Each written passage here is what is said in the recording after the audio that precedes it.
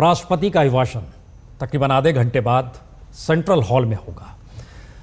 हर किसी की नज़र इस बात को लेकर है क्योंकि एक ऐसी सरकार अब सत्ता में आई है जिसको जनादेश पूरा है, ताकत के साथ आई है और एक नई दृष्टि माना जा रहा है क्योंकि एक बड़ा परिवर्तन इस देश में राजनीतिक तौर पर हुआ है। नज़रिया इसलिए बहुत कुछ बार बार सामने लाने की दृष्टि से पूरी दुनिया की नज़र है क्योंकि माना यही गया कि दरअसल बीजेपी और संघ परिवार खासतौर से जिस तरह सक्रिय भूमिका राजनीति में उसने निभाई, क्या नई सरकार का एजेंडा जो आर्थिक, विदेश नीति, रक्षा नीति या इन सबसे इतर, महंगाई, भ्रष्टाचार, काले धन से इतर उन चीज़ों का जिक्र किस रूप में होगा जिसको लेकर देश के भीतर एक तरह की बेचैनी लगातार आई हुई है। हम पहले सीधे चल रहे हैं, हमारे साथ कुमार विक्रांत जी। कुमार विक्रांत, क्या शुरुआत हुई है? कुछ हल्का फुल्का कुछ लग रहा है? कितनी देर में आएंगे?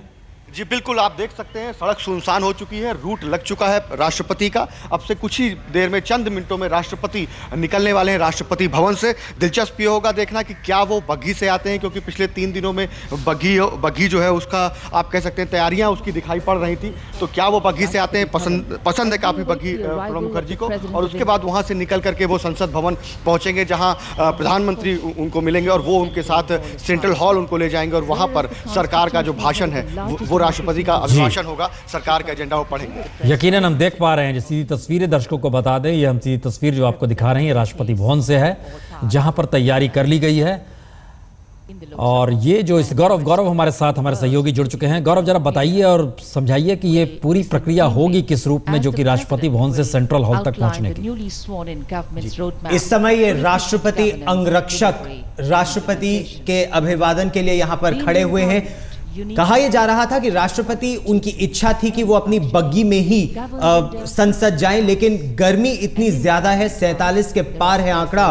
तो ड्रेस रिहर्सल में तो राष्ट्रपति की बग्गी गई, लेकिन राष्ट्रपति भवन में सूत्र बताते हैं कि बग्गी रहेगी, लेकिन राष्ट्रपति अपनी मर्सिडीज बेंज स्ट्रेच लिमोजीन में ही जाएंगे इस गर्मी की वजह से। इस समय लगभग 150 अश्वारोही वहां पर मौजूद हैं, जिनमें से 50 राष्ट्रपति अंगरक्षक के हैं जो राष्ट्रपति को लेकर जाएंगे। ये प्रेसिडेंट्स बॉडीगार्ड की जो पलटन कहलाती है, ये देश की सबसे पुरानी और सबसे सीनियर रेजिमेंट है।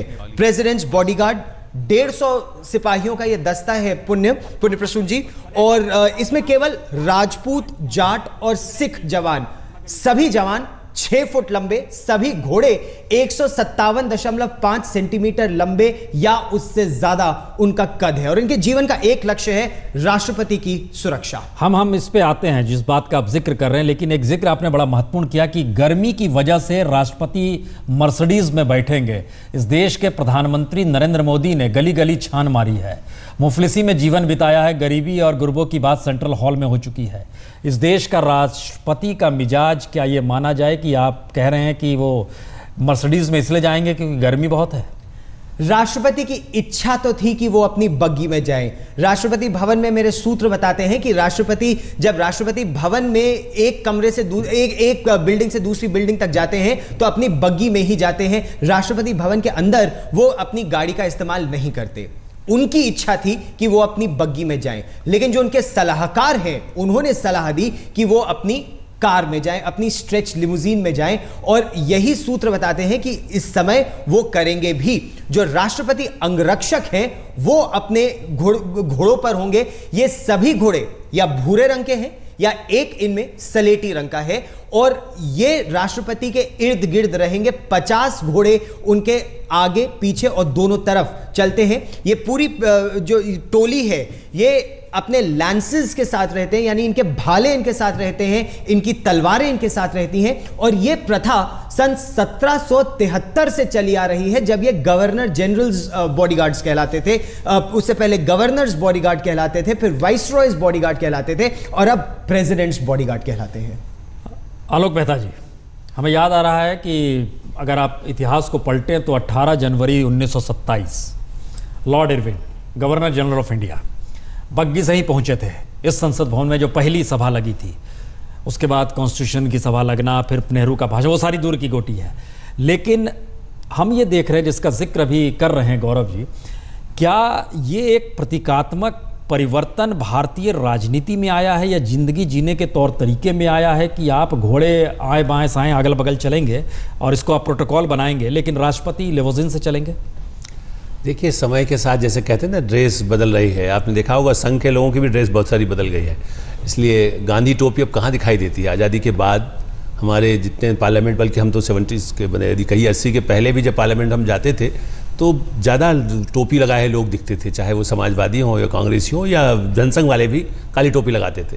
जब वो बदल चुके हैं तो राष्ट्रपति भवन असल में क्या है, एक राष्ट्रपति अब बड़ा, हम पहले हम भी कहते थे हम गरीब देश हैं, अब गरीब देश नहीं। आपने बिल्कुल ठीक कहा, मर्सिडीज़ या दूसरी बड़ी गाड़ी दुनिया को, चीन के विदेश मंत्री आज भारत में हैं, अमेरिका की निगाह ओबामा लगाए हुए हैं कि हमारे भारत में पहली बार इस तरह संसद, आज लोकसभा शुरू होने वाली है। ऐसी स्थिति में एक अपना एक साम्राज्य दिखाना, एक ताकत दिखाने का एक संकेत भी इस नहीं, अगर बग्गी नहीं तो घोड़े क्यों?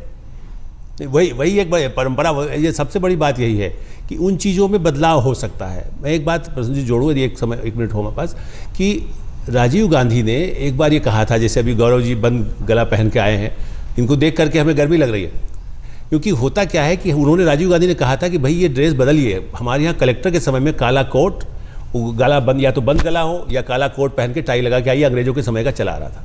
सो बाकायदा उसका डिज़ाइन भी बनवाया गया था। बाद में चूंकि उनकी हत्या भी हो गई और दूसरे की सारा स्थिति बदल गई, सरकारें बदल गई, किसी भी सरकार ने उस पर कोशिश नहीं की कि अदालत में काला कोट या इस तरह का बंद गले का जो ब्यूरोक्रेसी है उसको खत्म किया जाए। ऐसे ही ये घुड़सवारी का मामला है। नहीं, हम इतना ही नहीं, रक्षक की तो जरूरी जरा सा आगे बढ़ाएंगे। गौरव, ये सवाल देखिए लोगों के जहन में होगा कि प्रणब मुखर्जी राष्ट्रपति बनते ही उन्होंने सबसे पहले क्या काम किया कि महामहिम हमें आप नहीं कहेंगे। बड़ी कुर्सी जो लगती है, जो पीछे से आदमी से बड़ी रहती है, जो व्यक्ति बैठा होता है, उस कुर्सी को भी आप नीचे करेंगे। तराम यूनिवर्सिटी में गए तो उन्होंने कुर्सी नीचे कराई। यानी एक प्रतीकात्मक इस देश की परिस्थिति से खुद को जोड़ने की स्थिति में प्रणब मुखर्जी लेकर आए बतौर राष्ट्रपति। क्या वाकई अभी भी हमारे यहाँ एक तरह की घालमेल की स्थिति है कि प्रतीकात्मक चीजें रखनी है लेकिन उसे बदलना भी है, इससे लोग मोहभंग नहीं हुआ है? ये एक परंपरा है जो एक अरसे से चली आ रही है। ये जो पलटन है, जो रेजिमेंट है प्रेसिडेंट्स बॉडीगार्ड, ये 240 वर्ष पुरानी रेजिमेंट है। इसका महत्व है सेना में। ऐसा नहीं है कि ये केवल सेरेमोनियल गार्ड्स हैं, केवल ये इन सेरेमनीज में, समारोह में सामने आते हैं। जितने प्रेसिडेंट्स बॉडीगार्ड के 150 सिपाही हैं, ये सियाचिन में भी तैनात रहते हैं। इन्होंने 1948 में भी 1947 में स्वतंत्रता संग्राम के बाद इन्होंने ऑपरेशंस में भाग लिया। 1962 में चुशूल में 14,000 फीट की ऊंचाई पर ये लड़े हैं। उसके अलावा श्रीलंका में लड़े हैं। सियाचिन में आज भी इसका एक दस्ता प्रेसिडेंट्स बॉडीगार्ड का तैनात रहता है।